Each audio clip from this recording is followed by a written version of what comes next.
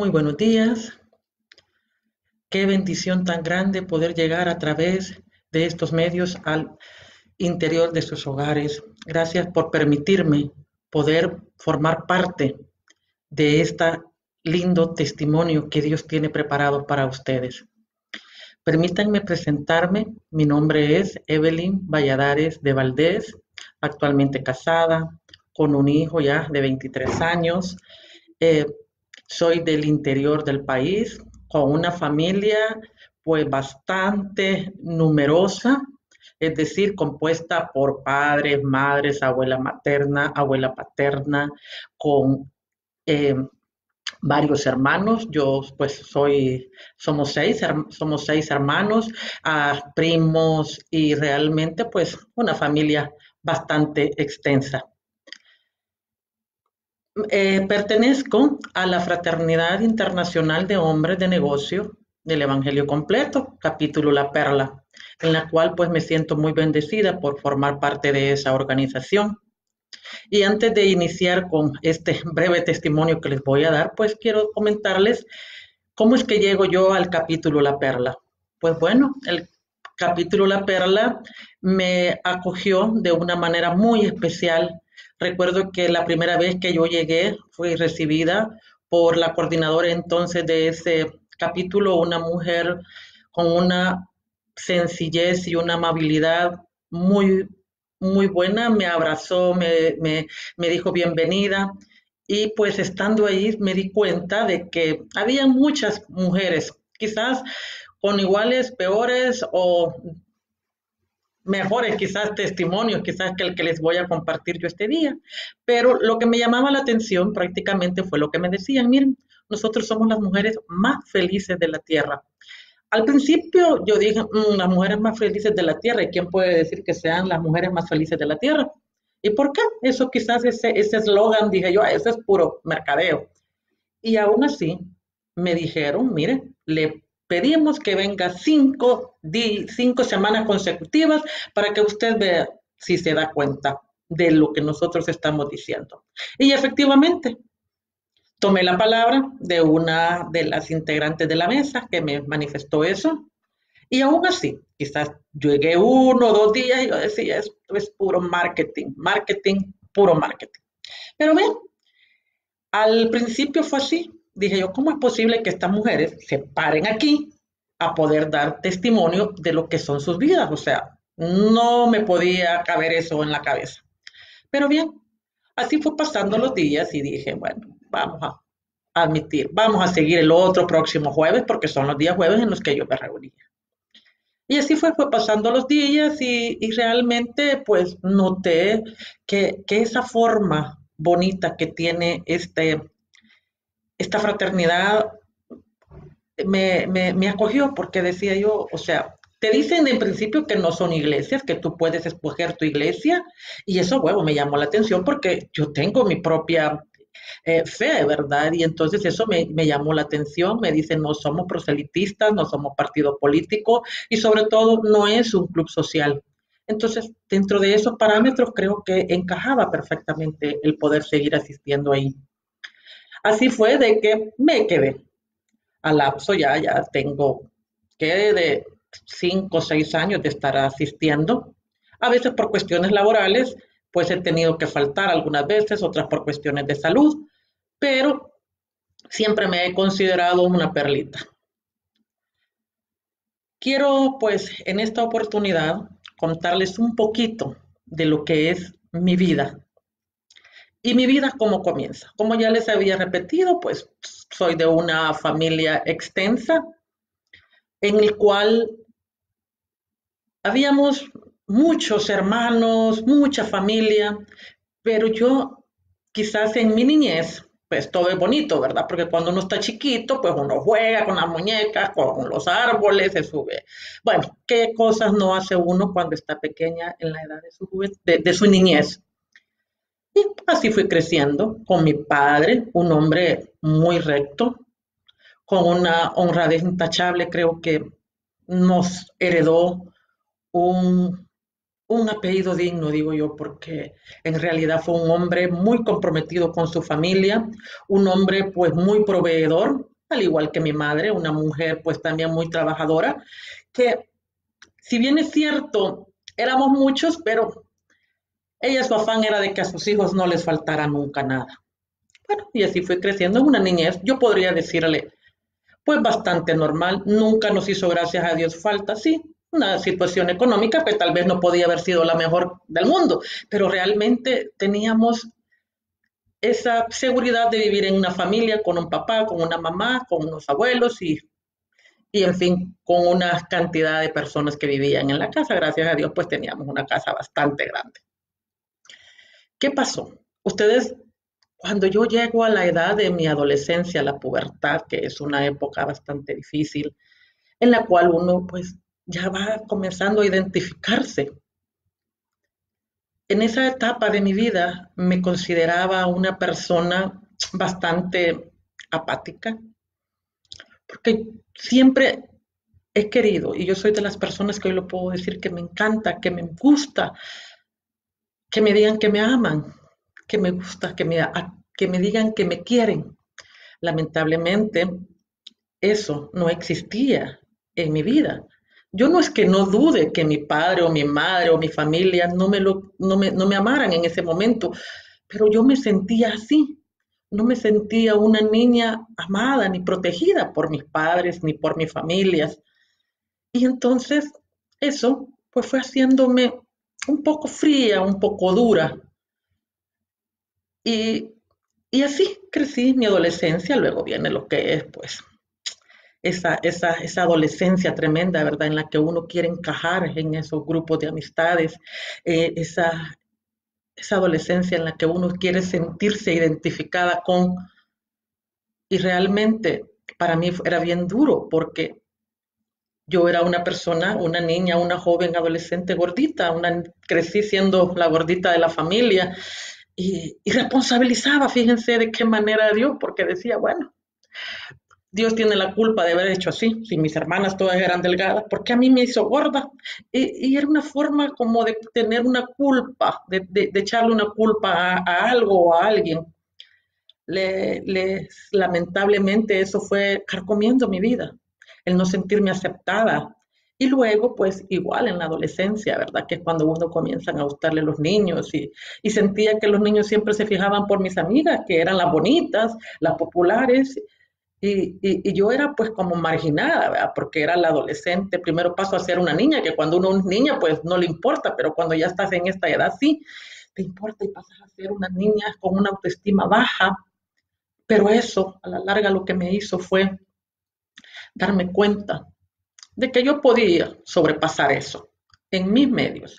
Conocí a un Dios, sí, conocí a un Dios porque gracias a Dios tuvimos una familia con muchas religiosidades, que pues nos enseñaban lo que era Dios, quién era todo. Íbamos a la iglesia, cuando se podía ir, cuando habían fiestas.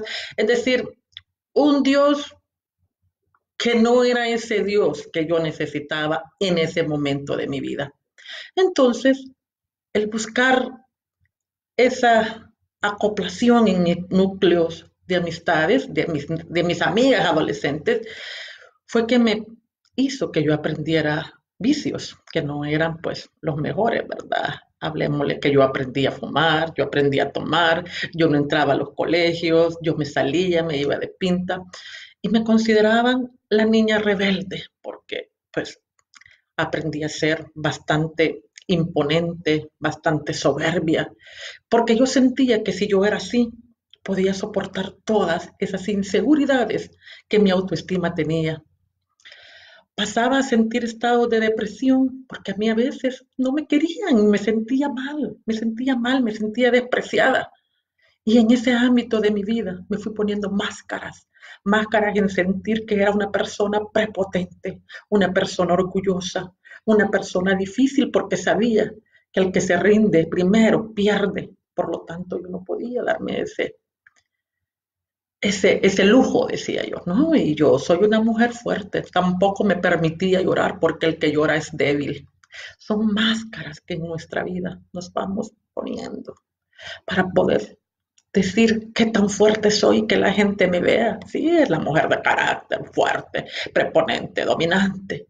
Y eso era una, una máscara, vuelvo a repetirlo, porque en realidad no era la Evelyn que en realidad ella sentía esa necesidad, ni mucho menos pues iba a llorar, ni mucho menos iba a demostrar sus sentimientos.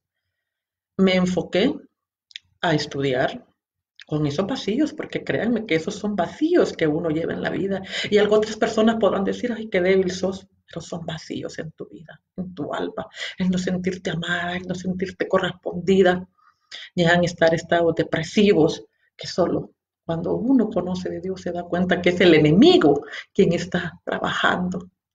Pues así llego. Mi adolescencia me graduó, gracias a Dios, voy a la universidad, me graduó, saqué mi profesión, soy abogado, después notario, y así, con esa autosuficiente que todo lo podía. Evelyn era la persona que era capaz de poder hacer todo y de comerse el mundo, en ese afán de no poder demostrar lo que yo realmente estaba pasando en mi vida. Y así fui creciendo, fui haciendo mi trabajo, una persona, pues considero que para entonces era de éxito, porque llamémosle éxito a aquella persona que tiene carro, que tiene casa, que tiene, bueno, infinidad de cosas materiales. Pero yo sabía que el éxito de mi vida no estaba en todas esas cosas, porque igual me sentía vacía. Y así fui creciendo, fui llegando a la edad profesional y hice una vida. Posteriormente hay un versículo, algo en la palabra de Dios que dice que el que Jehová da, todo quita. Entonces Jehová Dios y Jehová quitó, viva por siempre, Jehová bendito. Y eso, créanme que es cierto, que así como yo me podía haber dado la grandeza de poder decir que en esa oportunidad yo contaba con medios por mis propios medios, porque seamos claras, yo no conocía a un Dios, para mí todo era porque yo lo podía hacer. ¿Y por qué? Porque realmente consideraba que Dios lo tenía a un lado, porque Él no hacía mi voluntad, porque Él no se sometía a los caprichos o a las decisiones que yo tenía.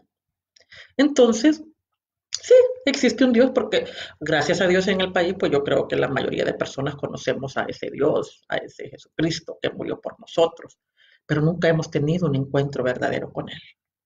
Y así fui creciendo mi vida, hasta el punto de que mi esposo, mi esposo pues sufre un accidente. Él iba conduciendo, iba con rumbo a la Unión, porque él trabaja pues en un departamento de migración y extranjería y iba para una frontera, la frontera de la Unión.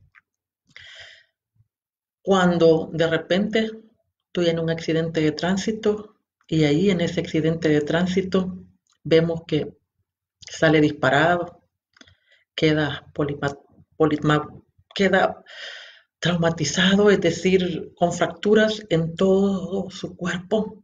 Fue una época muy dolorosa, muy difícil para mí, pues sentía que, que ya para entonces mi situación económica había bajado bastante. Y a esto sumémosle ese accidente de ese hombre que realmente pasaron casi 9 meses en su recuperación, una recuperación muy difícil porque dependía prácticamente tanto de nuestro hijo como mía. Y, y, y nos sentíamos impotentes hasta la altura de que la situación era tan estresante en mi vida que no podía más. Me sentía tan, pero tan mal, porque aparte de eso, no tenía consuelo. Aparte de eso, no sentía ninguna esperanza, porque vuelvo y les repito, no conocía de ese Señor, de ese Padre protector, de ese amor que se tiene hacia Él y que Él es quien te permite y te da todo, todo, absolutamente todo, cuando aprendemos a depender de Él. pues así fue creciendo este problema que yo le llamaba, ¿verdad? Y que ahora le doy gracias a Dios, de bendita gracias a Dios, porque pasamos por todas estas pruebas y eso nos permite poder conocer a un Dios de amor. Cuando pasa el tiempo de ese accidente, mi, mi rostro comienza a sentirse, a verse mal, pues tenía en mi, ¿cómo se llama? En mi cara, en mi rostro, se me había salido un ojo de su órbita, es decir, estaba sumamente desfigurada, la llamaba yo, ¿verdad? Pues bueno, era así mi situación que me hace acudir al hospital. Gracias a Dios tengo una, una amiga, pues Dios todo lo va poniendo, o sea, hoy en día puedo decirle que no son buenas o más son buenas circunstancias o casualidades realmente, no, no es así, es Dios quien utiliza todos los medios para que uno salga bien. Ese Dios que yo no conocía, ese Dios que yo lo veía y lo tenía, él si me hubiese amado, hubiese sido diferente, fuera la hija favorita de él, y responsabilizaba de todos mis fracasos y de todas mis frustraciones, de todas mis depresiones, de todos mis intentos suicidios que pudo haber tenido, de todas mis amarguras y sobre todo de todas mis frustraciones, lo responsabilizaba él, porque nosotros somos, al menos yo puedo decir, ¿verdad? En ese momento era la perfecta, era la mujer que podía con todo, era la que podía guerrear todo porque era fuerte, imponente. Cuando llego a ese hospital, mi amiga me dice, mira, te voy a hacer una resonancia porque a lo mejor debido a tu situación que has tenido con él, pues estás generando estrés y entonces, pero vamos a descartar y gracias a Dios, pues esa amiga me manda a hacer un TAC, me manda a hacer una resonancia y efectivamente, pues decía yo, bueno, no va a pasar nada, porque créanme que cuando uno cree que nunca se va a enfermar, ¿verdad? Cuando estás en una posición, crees que nunca, o sea, el fulano puede tener cualquier enfermedad, pero a mí eso no me va a pegar, no. Y así, pues, y así era mi vida. Al final, pues, me dan los resultados y cuando me dan los resultados, para mí fue algo bien impactante. Yo creo que a todas las personas que les dan un diagnóstico de esta magnitud, es impactante porque no se lo espera. Es que es eso, es la sorpresa, ese factor de que tú no esperas. Tú te sientes bien y crees que todo está bien, pero los exámenes no se equivocan y efectivamente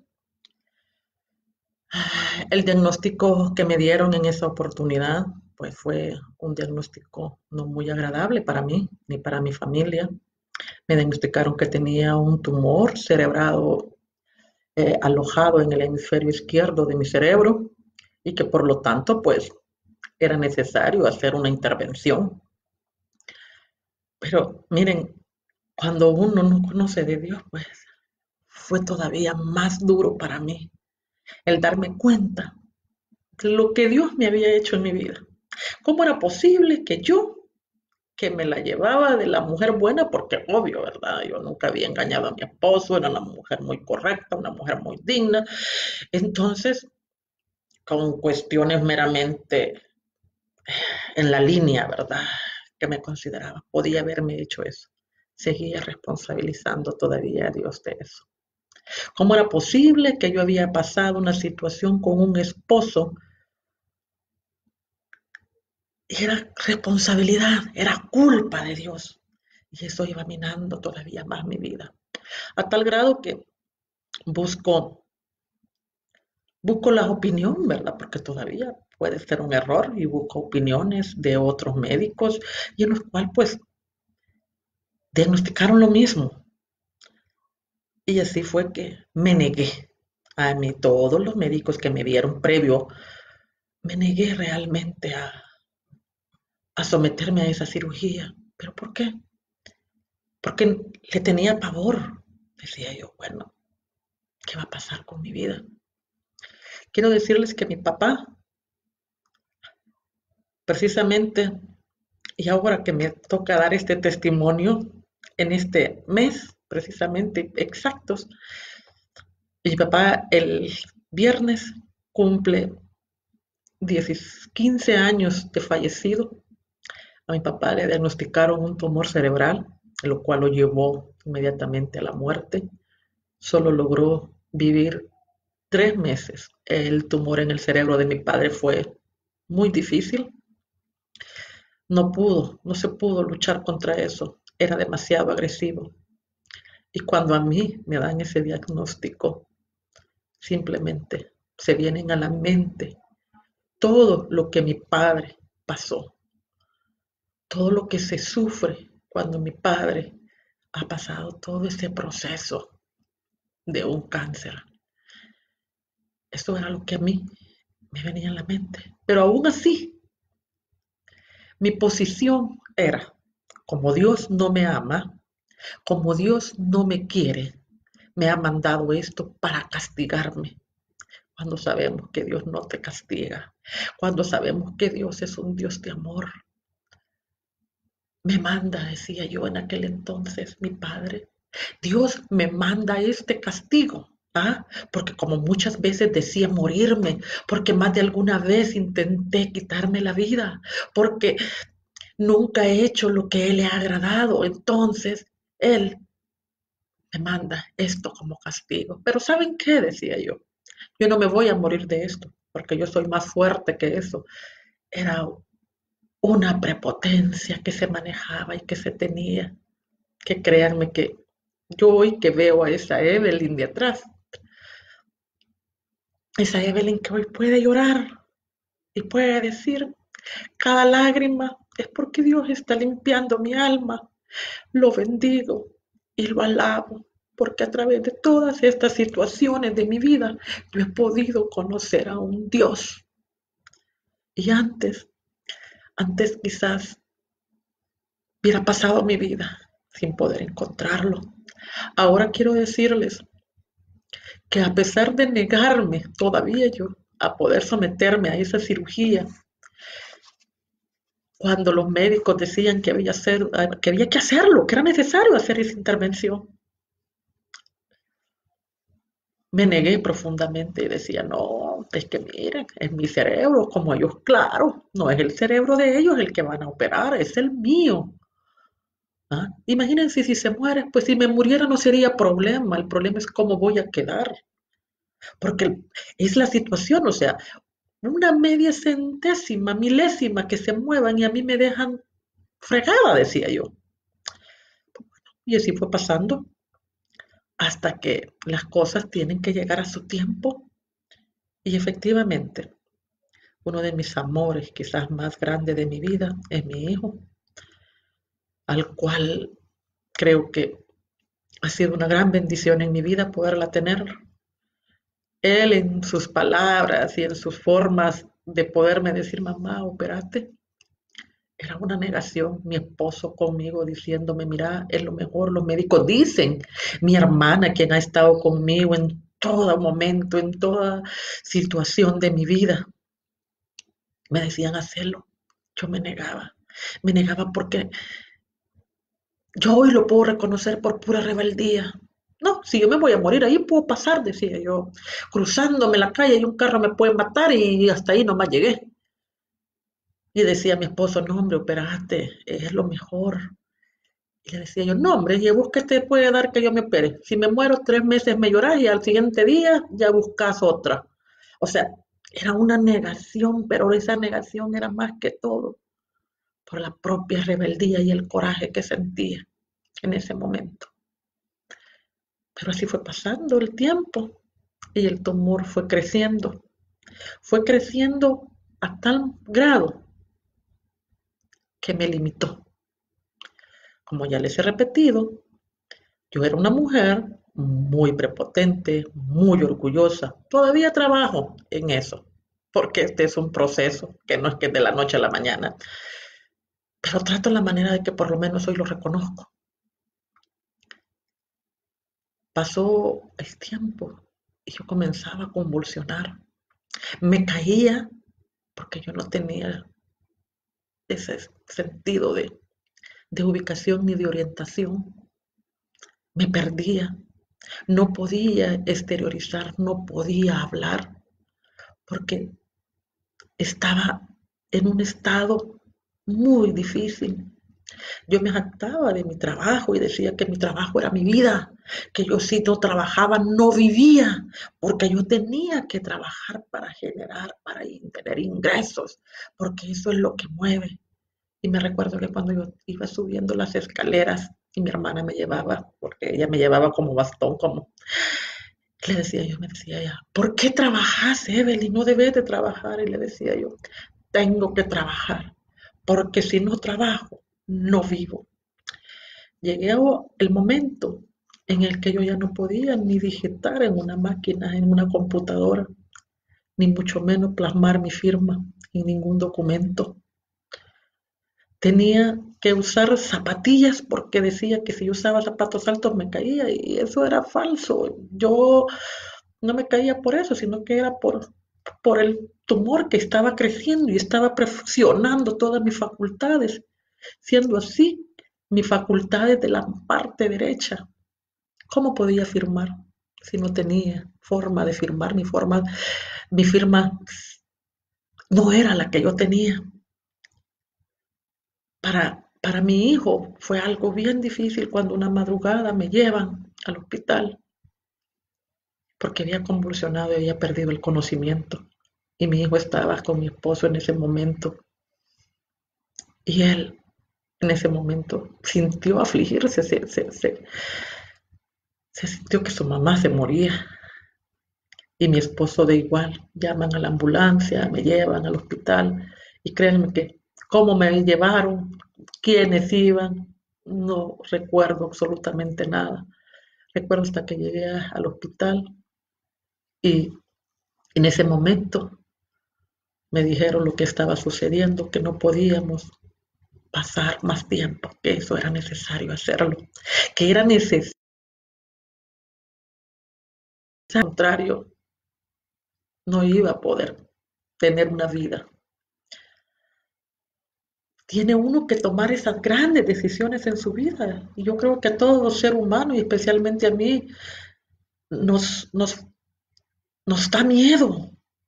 Nos da miedo porque el miedo a que te vayan a hacer una cirugía, no importa donde sea, pero yo decía, la mía era en el cerebro, me van a ver mi cerebro, me lo van a tocar, voy a quedar peor de como estoy. Ese era el temor que yo tenía en mi corazón.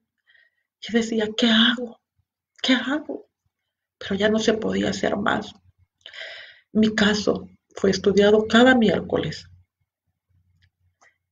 en las conferencias que hacen los neurocirujanos. Y decían, no, pues hay que hacerle cirugía. Y llegaba el próximo miércoles cuando había otra conferencia de neurocirujanos a que me dijeran, miren, no, no la vamos a operar. Y realmente volvían a confirmar. En esa situación pasé 3 semanas, 3 conferencias, determinando que era necesario. Porque si yo quería volver a tener una vida, tenía que someterme a la cirugía. Dios trabaja con uno porque yo era una persona tan autosuficiente que en todo este momento y en todas estas circunstancias yo tenía que depender de alguien. Yo tenía que depender ya sea de mi esposo, ya sea de mi hijo, ya sea de mi hermana, porque era una discapacidad que tenía. Era grande, a tal grado de que ya no podía, no había otra opción. ¿Cómo una mujer se puede sentir cuando se siente que ya no puede depender de sí mismo? Cuando tiene que incluso usar hasta pampers porque no puede controlar su orina, porque también se ven afectados los esfínteres. Como una mujer como yo, que me consideraba la dueña del mundo, puede depender de alguien, hasta para lo más mínimo, hasta para llevar sus alimentos. Créanme que eso fue tan duro en mi vida, pero hoy glorifico y bendigo a Dios por ello. Así fue que un 5 de febrero del 2018, el día en que mi hijo cumple años, ese día fue, fue ingresada al hospital para someterme a la cirugía. Ese día, que es tan significativo para mí, cuando me llevan al hospital, cuando me despido de mi hijo y le digo, hijo, feliz cumpleaños y aquí me quedo. Cuando me despido de mi hermana, cuando me despido de mi esposo y me quedo sola en ese hospital con tantas otras personas enfermas como yo. Cuando comienzan a raparme la cabeza, cuando comienzan a prepararme la vena central, sondas, miren, sin poder movilizarse, sin poder tener una ayuda o un consuelo, porque tú en ese momento estás sola, no hay nadie contigo. Ahí es mi desierto, yo lo llamo mi desierto. Porque es cierto, pasan muchas cosas en la vida de uno, pero solo una te marca. Por eso ese 5 de febrero, en la noche, la intimidad, en la intimidad de mi cama, pude hablar con el Señor, pude pedirle perdón por todo lo que no le había agradado de mí, por todo cuanto yo había hecho y sobre todo le pedí perdón por responsabilizarlo de mis actos, por responsabilizarlo de todo lo que había pasado en mi larga vida. Y me doy cuenta que Él siempre, siempre, a pesar de todo, ha estado conmigo. En esa madrugada, noche madrugada, porque créanme que se va a meter a una cirugía, no duerme para nada, o sea, pasas, no dormís. Y ahí pude entender en esa relación, en ese hablar con Él, pude entender algo.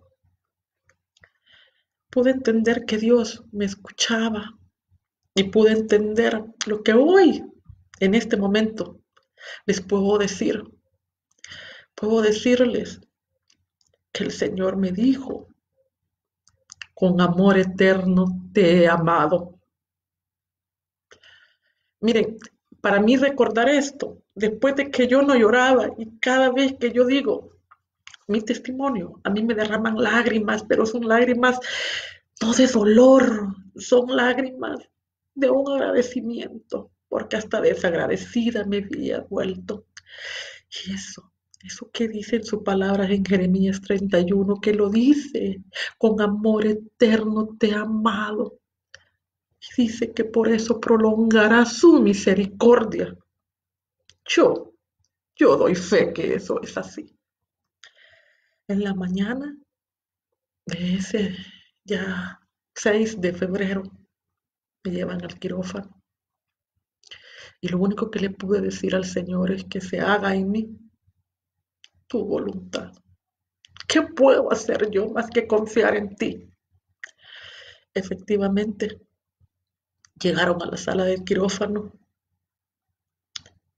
hacen la intervención y ya tenían mi cuarto preparado porque me habían dicho, bueno, después de la cirugía y todo eso, le tenemos preparado un cuarto de la UCI. Una amiga que trabaja también en el cuarto de la UCI ya tenía todo calculado para después de la operación llevarme a la UCI. Cuando termina la operación, para mí fue el día más maravilloso de mi vida. Fue el día más maravilloso de mi vida porque me preguntan, lo primero que preguntan, ¿verdad? Su nombre, cómo está, pues si está consciente. Y el doctor dice, no hay necesidad de llevarla a la UCI, porque el tumor que usted tenía alojado en su cerebro se convirtió en agua. Eso para mí, créanme que fue el momento más feliz de mi vida.